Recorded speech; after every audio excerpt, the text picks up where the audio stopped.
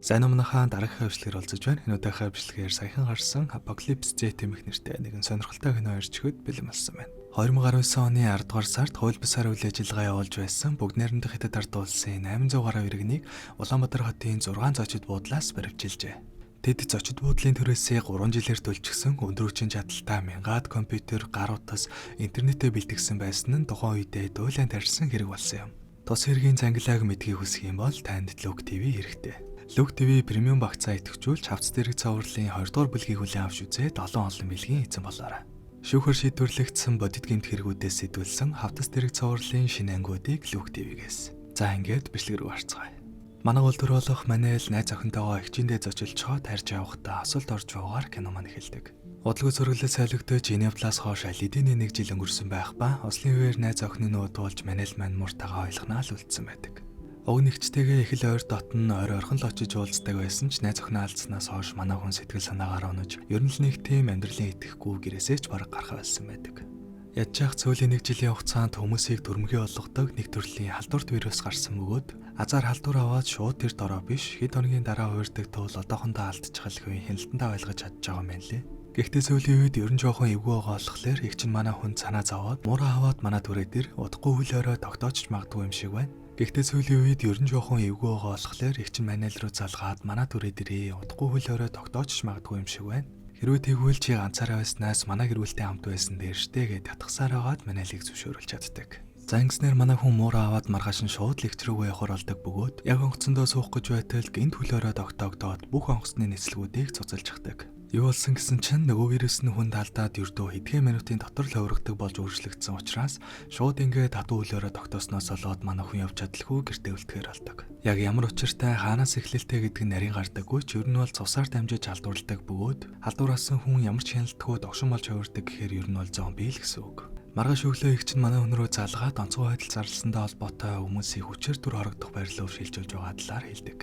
Энэ ихчийнхэн нөхөр хүчний байгууллагт ажилладаг болохоор нэлээд мэдээлэл сайтай юм байна лээ. Тэгээ саяхан ингээд хүмүүсийг хорогдох байранд бөөгнүүлж байтал дотроос нэг вирус илрээд тэнд байсан бүх хүмүүс хуурчихсан байдаг. Тиймээс хүмүүс олноороо бөөгнөрсөн газар руу явуулгүй дүрдээ юу ч гэсэн ганцаараа байж байгаарай гэж хэлдэг. Манай хүнч зөвшөөрөөд гэртээ үлдэхээр шийддэг бөгөөд тэр удаан үлдэхээ мэдгүй учраас ямартаа ч хүнсээ нөөцлөд авъя гэж бодсон ч хүмүүс аль хэдийнэ дэлгүүрийн барааг хосолчихсан байдаг. Ганц хоёрхон лазалсан хоол авчгаа тарьж байтал халтар аваад галзуурч гсэн хүмүүс гудамжинд явж байхтай тааралддаг. Ингэснээр ер нь бол вирус аль хэдийн хяналтнаас гарчихсан юм байна гэдгийг ойлгодог. За ингээд дэлхийн нийтээрээ эмх замбраагаа алдаж эхэлсэн болохоор шууд л нүүлгэн шилжүүлэх ажиллагаа эхлэх бөгөөд манай хүн ихчээ хэлсний дагуу нуугцаар аваад ямартааш нүүлгэн шилжүүлэхээс малтарч чаддаг. Ингэж үлдснээс хойш хагас сарын дараа манай хүний хоол хүнсч дуусч эхэлдэг. Ядчаах тонцгой байдал зарлснаас болоод зүлжээ муудаад ихчтэйгэж холбогдож чадалгүй яахаа мэдэхгүй нэлээд хэцүү байдалд ордог. Гэхдээ ингээд зөгөөрөөсээр байгаа дүүсэж үхэлтэй нь биш ихчтэйгээ холбоо барьтлаа тэцэх ёстой учраас усны хувцаар өөрийгөө тоноглоод ямартаач гарч хүн сайгаар шийддэг. Мэдээж дэлгүүрийн хүнс бүгдээрээ дууссан учраас ойр хавийнхаа айлуудаараа орж хоолойж явахдаа бас яг манай үнтэй адилхан гэртээ үлдсэнийг имэтэ таарлддаг. Гэхдээ манай үнээс ялгаатай нь нэмээ өвн өөрөө явахыг хүссэн ч бараг л хөлмөтэй болохоор нь албаар орхиод явчихсан юм байна лээ. За тэгээ манай хоёр танилцаад ярилцаж байтал нэмээ аль айлд хоол хүнс байгаа талаар нэлээд сайн мэдэж байдаг. Хүлмуутай тэрэгэн дээр суудаг болохоор өдөржин л цонхоор ширцээр аваад ойр авийнхаа бүх хүмүүсийг сайн мэддэг л болчихсон юм байна лээ.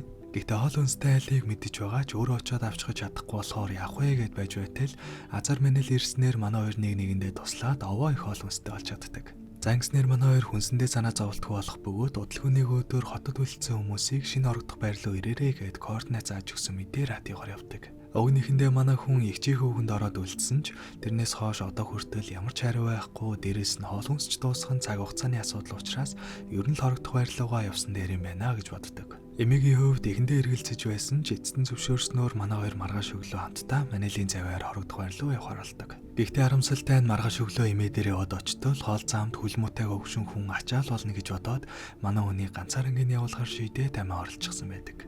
За ингэснээр манай хүн чадлаараа зэвсэглэж аваад мууртайгаа хамтдаа урт аялалд агардаг.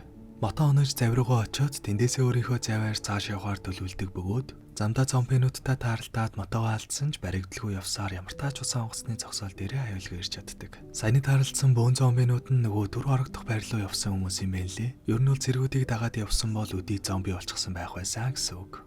За үүний дараагаар манай хүн нэг жижиг зав болоод ямар тач хотоос гарч чаддаг бөгөөд цааш явж байгаа том ус онгоцтой тааралддаг. Азар аврагдлаа гэж бодтол нөгөө төл нь Оросын дэрэмжтэй байж таардаг. Зомби алдар гарсныг далимдуулаад бараг л өөрсдийн эзэнт улсаа байгуулна гэж гисэн явж байгаа нэлээд аюултай нөхдүүд. Азар орчуулагч нь гайгүй хүн байж таарад манай хүнийг тэднэр твтэхнэр ойлгуулж чаддаг. Юун харал дээр очиж аврагдах мантай Азар энэ хотод амьдардаг байсан болохоор дэрэмжтийн замчлагч хийгээд эвтэйх амиа аварж үлдэж чадахгүй юу дээрээ л толдог. За ингэснээр ер нь бол хурдхан шиг л энэ аюултай нөхдүүдийн гараас мултрах хэрэгтэй юм байна гэж боддог. Уг нь ганцаараа цугтаачих боломж байсан ч доор хоригдож байгаа хэдэн үнийг бас аваад цугтаачихъя гэж бодсон ч нөгөө хэд нь айд сандраад чимээ гаргасаар байгаад нэг харуулт нь баригдаад бодулчихдаг. Өөхөх мөрөөрөө өөхгүй өөрт нь тусалж байгаа хүнд гай бодчихад өгчөж байгаа штэн тэнийг юм. За ингэснээр манай хүн зомби түш эцэст нь ингээд дэрэмжтийн гарт далуулдаг юм байж тэ гэж бодож байтал Азар нөгөө орчуулагч ирээд манай хүнийг авардаг. Энэ орчуулагч ч гэсэн ер нь бол эднэртэй байх дуртайдаа биш хүчээр шахуул байж исэн юм байна лээ. Тэгээ яг хөө нэгэнт манай хүн туслаад нэг харуулыг нь өгчихсөн учраас манайтай хамтдаа зүгтгаас өөр аргагүй болдог. Жижиг зэв уулгалаад өөрний хоригдож байсан хүнтэй хамт гуруула зүгт хороолдог бөгөөд харамсалтай нэг хоригдож байсан хүн шууд тэр дороо буудуулаад хүчигдэг. Гэхдээ эцэст нь орчуулагч маань альт буудуулсан ч Азар амьд үлдээд манай хоёр зүгтаж чаддаг. Гиснээс энэ орчуулагч онгоцны нисгэгч юм байна лээ. Тэгээ имлэг дээр онгоц байгааг манай л мэдж байгаа болохоор манай хоёр заваар биш тэр онгоцонд нь суугаад арал руу явахаар шийддэг. За тэгээд явсаар байгаа тэмлэг дээр иртэл харамсалтай нэг онгоц нь LED-нэ байхгүй болчихсон байдаг. Гэхдээ ингээд нэгэн тэмлэг дээр ирчихсэн болохоор ямар тач орчуулагчийн биенээс сомыг нь гаргаж аваад дэмжлэхээр шийддэг. За тэгээд тэмлэг рүү явж ороод хэрэгтэй зүйлсээ хайгаад явж байтал Азар тэнд ногдоод үлдчихсэн байсан эмч зөвлөгч болон 3 хүүхэдтэй тааралддаг. Гинтэл зомбиний дайралтанд өрчснөөр гарч чадалгүй эндээ ингээд гацчихсан байсан юм байна лээ. Ингэснээр эмч зөвлөгч хоёрын ачаар ямар тач орчуулагчийн сомыг нь аваад аварч чаддаг. Гэхдээ л одоохондоо аврагдаж чадсан ч цаашдаа явах вэ гэж бодож байтал нөгөө онгоц нь энэ имлэгийн дотортлын хашаанд нь байсан юм байна лээ. Тэгээ яг хуу орчуулагчаа аварчихсан учраас манай хэд бөөнд онгоцондоо суугаад цааш явахаар шийддэг. Удалгүй орчуулагчийн биеч дээрдээд манай хэд замдаа гарах бөгөөд уг нь хажууханд харагдаж байгаа имлэг дүүрэн зомби байгаа болохоор онгоц үрэх зам тийм ч амархан биш гэдэг нь тодорхой. За тэгээ манай хэд чадлаараа зэвсэглэж аваад онгоц руугаа явах бөгөөд бараг л эрхийн даваан дээр эмч маань нэг зомбид хазуулснаар харамсалтай түүнийг орхиж явахаас өөр аргагүй болдог.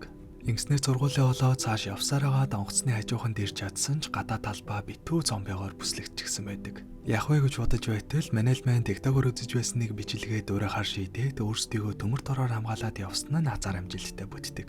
Диктатогийн бичлэгнүүд бас дандаа л худлаа байдаггүй мэнлээ. За ингээд эцэст нь амжилттай явж чадхаар боллоо гэж бодтол нөгөө орсууд манай хоёрын араас дагсаар аваад олоод өрөөд ирдэг. Зомбид биш хүмүүстэй л алуулдаг юм байна дөө гэж бодтол менежмент нөгөө зомбинуудыг хаачихсан байсан хаалтыг суулснаас болоод нөгөөдүүл нь орсууд руу дайраад хоорондоо алцаж байхад нь орчуулагч маань онгоцоо нисгээд манайл хамжиж сууснаар манай хайд эцэст нь зогтож чаддаг. За тэгээ шууд хорогдох байрлуугаа чиглээд явж байтал гинтэг чинь манай өн рүү залгаад хорогдох байрлуу яасан ч ирж болохгүй шүү гэж хэлээд тасарч уугаар кино маань дуусч байгааг бодоход 2 дугаар ангийн нэгтгэл юм шиг байна лээ. Зяс тэгэл нэг иймэрхүү кино байла. Эцэст нь мэдлэгэнд таалагдсан бол дараагийн өмнөдө дараарай. Дараах хавшлахаар олцлаа. Түр баяртай.